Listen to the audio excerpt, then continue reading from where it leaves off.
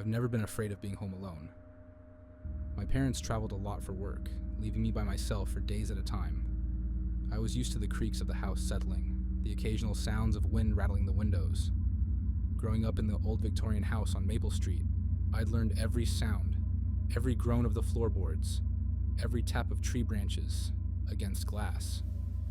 But that night, something was different. It started around 11:47 p.m.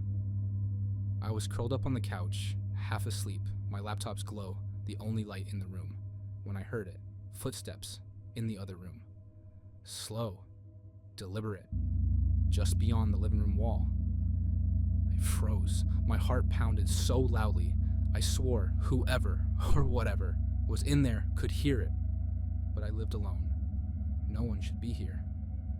The security system was armed. I'd checked it twice before settling in for the night. I grabbed my phone and texted my mom, trying to keep my hands from shaking. Me.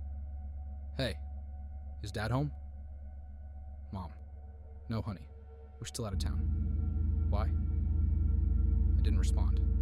I just stared at the doorway leading to the dark hallway, my breath catching in my throat. The footsteps had stopped. I strained my ears, holding my breath. Silence. Maybe I imagined it. Maybe I was just tired from staying up late, working on my thesis. Maybe the old house was just playing tricks on me again. I stood up slowly and crept toward the hallway, the wooden floors cool beneath my bare feet. The air felt heavier, thicker somehow, like walking through invisible syrup. I reached for the light switch, my fingers brushing against the cold metal plate. But before I could flip it, a whisper, right next to my ear. He doesn't know I'm here. Every hair on my body stood on end. My blood turned to ice. The voice. It sounded exactly like mine, down to the slight rasp I developed from a recent cold. I spun around. Nothing. Just the empty living room, shadows dancing on the walls from my abandoned laptop screen. I backed up into my room, slamming the door shut and locking it. My hands trembled so badly I had to try 3 times to dial 911, trying to steady my breath enough to speak. 911? What's your emergency? There's someone in my house, I whispered, pressing myself against the wall beside my bedroom door. The dispatcher asked for my address, my name, then stopped. Wait, she said. Is this my address? Yes, I choked out, my stomach dropping at her tone. A long pause. The silence stretched so thin, I could almost hear the static on the line. Then, in a hushed, almost fearful voice, she said, Sir, we received a call from your number 30 minutes ago. A man whispered the same thing. There's someone in my house. But when officers arrived, your house was empty. I hung up. The silence in my room felt suffocating, pressing against my eardrums like a physical force. The darkness seemed to pulse with each frantic beat of my heart. I turned toward my closet, half expecting it to creak open, expecting something to be watching me from behind my hanging clothes. And then, from inside the closet, I heard my own voice whisper, He doesn't know I'm here. My entire body went numb. The phone slipped from my trembling fingers, landing with a soft thud on the carpet. The closet door remained closed, but I could feel a presence behind it. Something that shouldn't exist. Something that wore my voice like an ill-fitting mask. The air around the closet door seemed to ripple, like heat waves rising from hot pavement. I backed away slowly, my eyes fixed on the closet door. The wooden floorboards creaked beneath my feet, each sound echoing in the suffocating silence. Sweat trickled down my spine despite the sudden chill in the room. My back hit the bedroom door, and I fumbled for the handle without looking away from the closet, my fingers sliding against the brass knob. The handle wouldn't turn. I'd locked it myself just moments ago, but now it felt different. Like something was holding it from the other side. Something with strength far beyond human capability. My breath came in short, panicked gasps as I yanked harder on the handle, the metal biting into my palm. Stop trying, my voice whispered again, but this time it came from behind me. from the other side of the bedroom door. "You'll only make it worse. We've been waiting so long for this moment." I spun around, pressing my back against the door. The closet was still closed, but now I could hear movement inside it too. A wet, sliding sound, like something large and boneless shifting position. I was trapped between two versions of whatever this thing was, both using my voice, both playing some twisted game I couldn't understand. The darkness seemed to thicken, gathering in the corners of the room like spilled ink. My phone screen lit up on the floor where I'd dropped it, casting strange shadows on the walls. A text from Mom. "Are you okay?" You didn't answer me. Should I call someone? Before I could move to grab it, the screen went black. Then it lit up again, but this time with an incoming call from my own number. The blue light pulsed in the darkness like a beacon, each ring seeming to last an eternity. I stared at the phone, watching it vibrate against the carpet. The caller ID displayed my name, my number, my contact photo, a selfie I'd taken last summer at the beach, smiling into the camera. But as I watched, the image began to change. My smile stretching wider, wider, impossibly wide, until it wasn't a smile at all, but something else entirely. I knew I should let it ring, but something compelled me to answer. With trembling fingers, I picked up the phone and swiped to accept the call. "Hello?" I whispered into the darkness. "I need you to listen carefully," my voice said through the speaker. But this version sounded different. Older, exhausted, desperate. Like me, but aged by years of fear and running. "What's happening right now?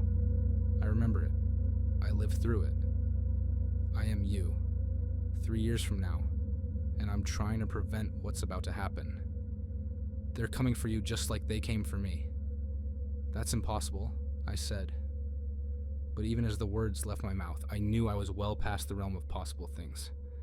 The laws of reality seemed to be unraveling around me, like a sweater coming undone one thread at a time. In about 30 seconds, my future self continued, his voice crackling with urgency. "Something is going to come through that closet door. It's going to look like you, sound like you, but it's not.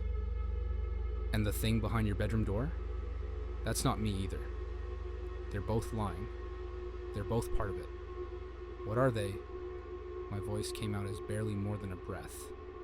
"We never figured that out, but they're ancient, and they're hungry, and they've been waiting for tonight for a very long time. They need someone like us, someone who spends enough time alone that nobody will notice right away when we're replaced. Someone whose absence won't raise immediate alarms.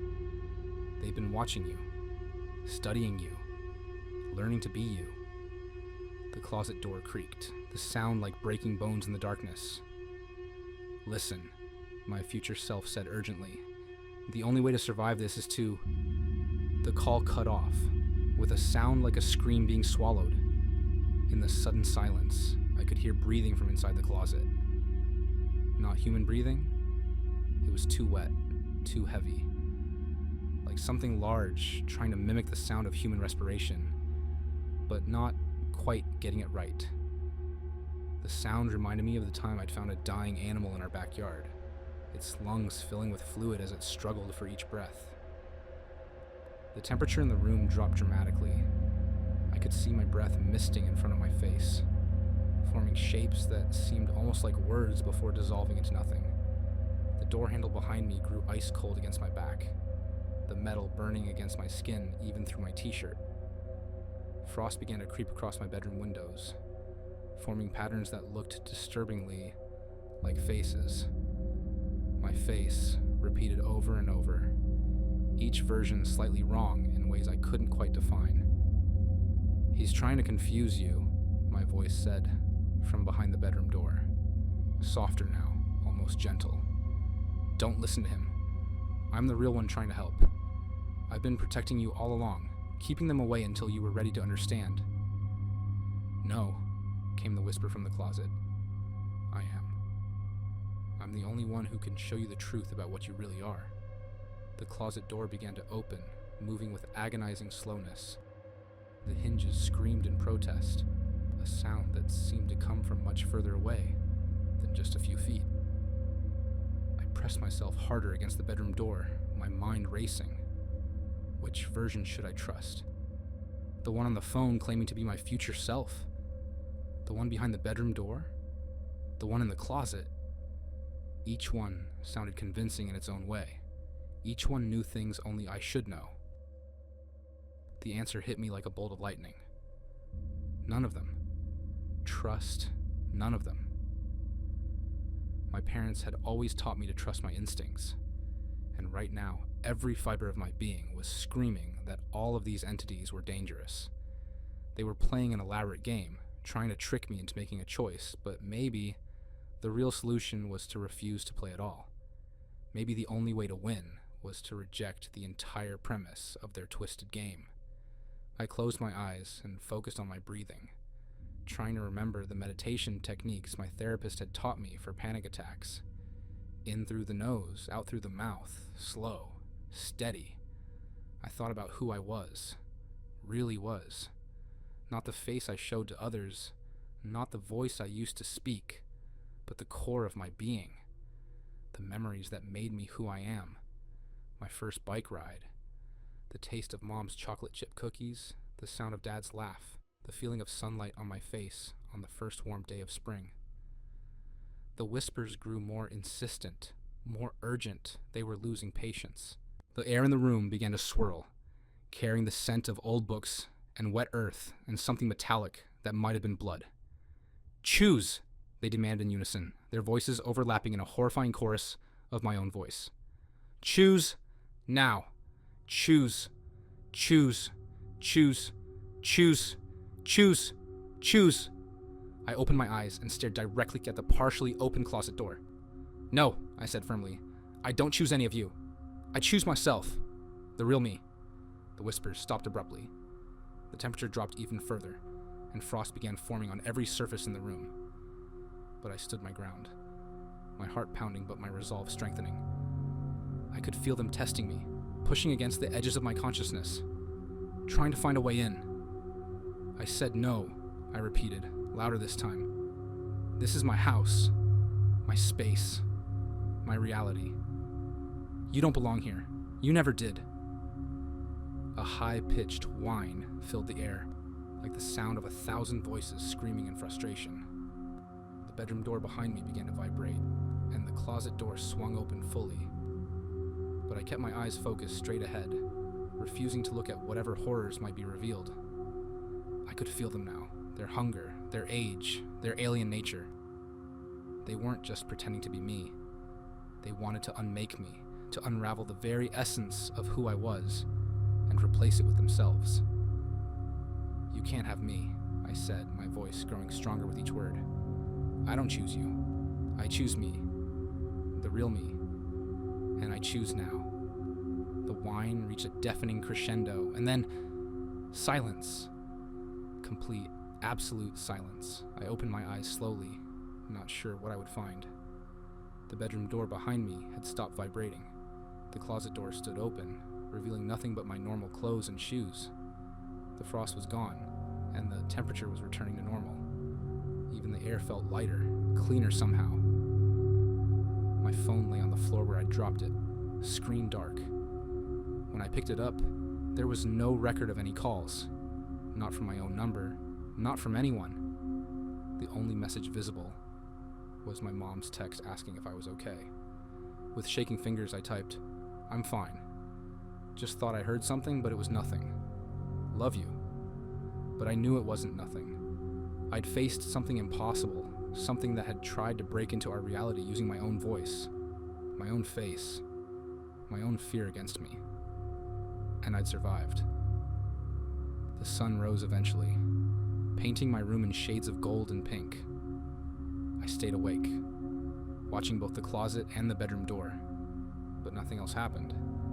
No whispers, no footsteps, no mysterious calls. Yet sometimes, even now, months later, I catch glimpses of movement in mirrors or windows.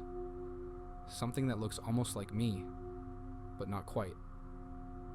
And late at night, when I'm alone in the house, I sometimes hear footsteps in the other room, or whispers just at the edge of hearing. But I'm not afraid anymore, because now I know the truth. The only version of ourselves we should trust is the one we choose to be. Everything else is just shadows trying to wear our skin. And if they ever come back, I'll be ready, because I know who I am now, and no amount of mimicry or manipulation can change that. After all, there's nothing more terrifying to the things that live in the darkness than someone who knows exactly who they are.